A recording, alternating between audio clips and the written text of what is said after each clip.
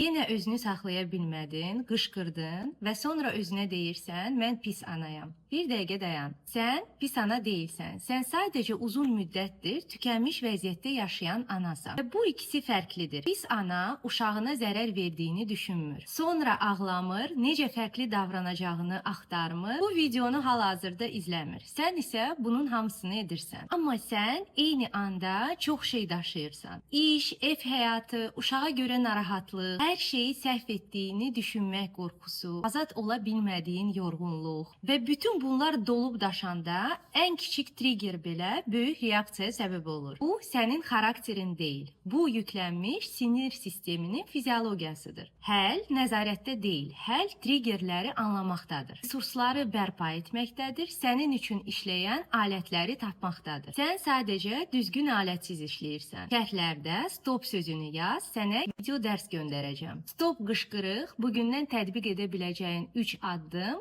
özünü itirməmək və fərqli reaksiya göstərmən üçün.